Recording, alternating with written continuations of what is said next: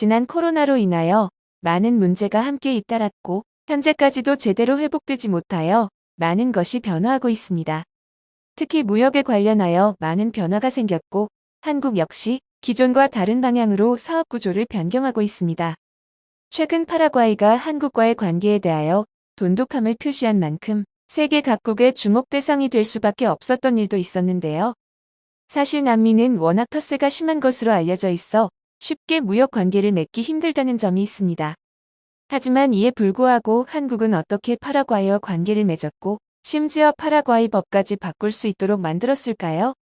이 두 나라의 관계에 대하여 알아보자면 처음으로 경전철 수주로부터 시작됩니다. 한국은 전철이 매우 잘 설비되어 있는 나라로 알려져 있죠. 또한 경전철로 인하여 각 지역 내부를 교통체증 없이 편리하게 이동할 수 있다는 장점을 가지고 있습니다. 작년 2021년 파라과이는 이를 알고 팀 코리아와 함께 팀을 결성해서 파라과이의 경전철 수주를 준비해왔는데요. 2021년 9월경 파라과이 국회 상원의장과 공공사업부 장관이 한국을 방문했는데 이때 이미 한국과 파라과이의 인프라 MOU를 맺게 되었죠. 텃세가 심한 나라이지만 지난 기간 동안 한국은 기술력에 대하여 이미 충분히 보여준 바가 있고 무엇보다 코로나로 인하여 각국의 공급망이 차단되었다 보니 남미 쪽에서는 당장 개선이 필요한 상황이었습니다. 관리가 안 되는 만큼 인프라가 낙후되고 교통 여건이 점차 좋지 않아진 것이 사업으로 이어진 것이죠. 당시 남미 쪽을 담당하던 나라는 미국이나 유럽이었지만 코로나가 극심해지면서 모든 공급망을 차단하니 한국은 이번이 기회라고 여겨 블루오션이 된 남미 쪽 사업에 뛰어들게 되었습니다. 덕분에 중남미에서도 한국을 더욱 인정하고 감사히 받아들일 수밖에 없었던 것인데요. 이 계기를 통해 남미 정책을 점차 확대하고 있고 해당 나라 중 파라과이도 포함이 되어 있었습니다. 당시 안정적인 사업을 마치고 현재 파라과이에서 한국에 엄청난 양의 발주를 넣은 상황인데요. 하지만 문제는 이를 반대하는 사람들이 무척 많았다는 것입니다. 한국은 아직까지 미국과 중국처럼 막대한 금액의 정책을 실천할 수 없는 상황이기 때문에 MOU가 체결되었을 뿐 실제로 사업이 마무리가 되기에는 어려움이 있을 것이라는 의견이 나왔기 때문이죠. 사업을 제대로 마치기 위해서는 중국과 같은 자금이 충분한 나라이거나 언어가 같고 기존의 대부분의 수주를 차지했던 스페인 등과 함께 해야만 제대로 마칠 수 있을 것이라는 의견이 나왔습니다. 하지만 파라과이는 약 6억 달러 정도의 철도 프로젝트를 한국에 맡기게 되었습니다. 해당 사업명은 아순시온 경전철 사업인데요. 아순시온은 파라과이의 수도로 약 43km 정도의 길이를 가지고 있는 철도 사업으로 알려져 있습니다. 현재 파라과이는 교통 혼잡으로 인하여 난항을 겪고 있고 이를 해결하기 위하여 경전철을 도입하는 방향으로 결정하게 되었고 그 철도 공사를 바로 한국이 하게 된 것인데요. 이 교통 문제를 해결한다면 도시 발전과 함께 고용 창출, 경제 활성화 등에 대하여 큰 기대를 해볼 수 있다는 것이 한국을 선택한 이유였습니다. 아순시온 경전철 사업에 투입된 기업은 도시개발지원공사, 현대엔지니어링, 에리스 일렉트릭, 현대로템 등 다양한 기업이 참여를 한 상태이며 팀 코리아가 컨소시엄을 구성하여 팀을 이루게 되었죠. 하지만 이 순탄하기만 해 보이는 과정 중에서도 문제가 있었습니다. 바로 파라과이 내부에서 한국과의 사업을 반대하고 있다는 것인데요. 파라과이 내부에서 여론이 나눠지며 한국과 사업을 반대하는 파는 한국을 거세게 비난하고 있다는 것이죠. 좀 전에 말한 것처럼 한국이 이 사업을 제대로 끝낼 수 있다는 보장이 없다는 것이 그 이유였습니다. 일부 시민단체까지 반대하는 목소리가 커지자 결국 파라과이의 상원의회는 해당 사업이 안정적으로 진행되고 있는지를 확인해보겠다고 밝혔는데요. 이 과정에서 사업의 한 가지 문제점이 밝혀지기도 했었죠.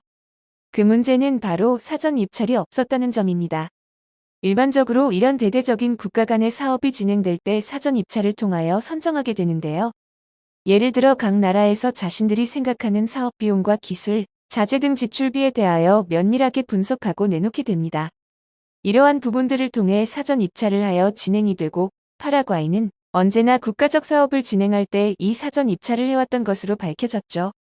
이 사전 입찰을 통해 미리 예산을 파악할 수 있고 각 나라의 기술력과 가격 경쟁력을 비교해 볼 수 있기 때문에 대부분의 나라에서는 꼭 거쳐가는 과정 중 하나입니다. 하지만 이번 한국과 진행하는 아순시온 경전철 사업은 이 사전 입찰이 없었다는 것인데요.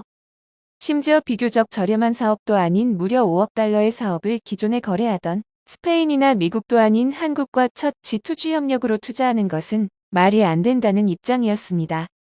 이러한 부분으로 인하여 파라과이의 내부에서 분열이 일어났고 문제가 발생하게 된 것입니다. 심지어 파라과이는 기존의 법까지 변경하면서 한국과 사업을 이어가려고 했었는데요. 또한 무리하게 특별법까지 제정하며 한국과 하려는 모습에 일부 국민들은 한국의 로비를 받은 것이 아니냐며 의혹을 가질 수밖에 없는 상황이었습니다. 하지만 파라과이 상원의원은 한국에 대하여 다른 시각을 가질 필요가 있다고 말하고 있습니다.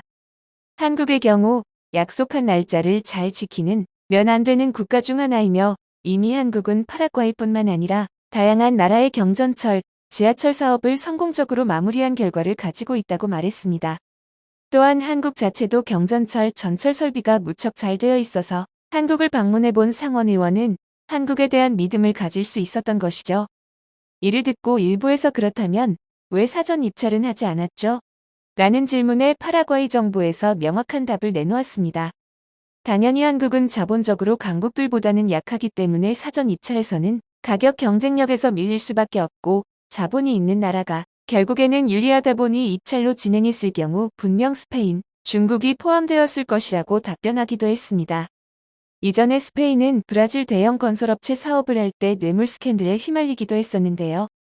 실제로 스페인의 한 회사가 브라질 대통령에 뇌물을 준 증거가 나오면서 스페인은 가격 경쟁력이 뛰어나고 실력이 좋은 국가가 아닌 뇌물로 인하여 그동안 다양한 국가 사업을 따냈다는 것이 밝혀졌죠. 또 다른 나라인 중국 역시 기존 국가 사업에서 좋은 결과를 내고 있지도 못했고 무엇보다 가격 경쟁력은 노프나 자재 등이 모두 중국산이어서 추후 내구성 문제에 대하여 언제나 언급이 되었던 만큼 안정성과 중국 자본은 위험하다는 판단하에 배제를 하기로 했다고 밝혔습니다. 남미는 스페인, 유럽 등 유착 관계가 심한 만큼 비리가 굉장히 많기 때문에 이번 경전철 사업에서는 이러한 나라는 배제하기 위하여 사전 입찰을 하지 않고 한국과 바로 사업을 하기로 결심한 것인데요.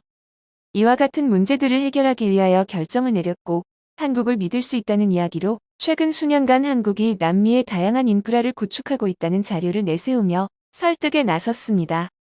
기존의 남미와 한국 건설 수준은 약 0.6% 정도밖에 안 되었습니다.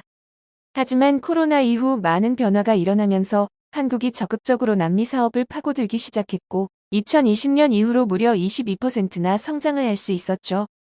평소와 다르게 한국이 비리를 저질렀다는 오명을 쓸 수도 있었던 이번 해외 사업 아순시온 경전철 사업은 사실상 각국의 사업 비리를 없애고 신뢰할 수 있는 한국을 과감하게 선택한 파라과이 덕분에 한국이 한 발 더 높이 올라갈 수 있었는데요. 파라과이 국민들 몇몇 상의원과 대치를 하고 법 개정을 바꿀 정도로 한국에 대하여 뚝심 있는 믿음을 보여준 파라과이의 수주 사업이 잘 완성되어 한국 역시 이번 일을 기회로 한 걸음 더 나아갔으면 하는 바람입니다. 영상을 끝까지 시청해주셔서 감사합니다. 구독과 좋아요는 영상 제작에 큰 힘이 됩니다.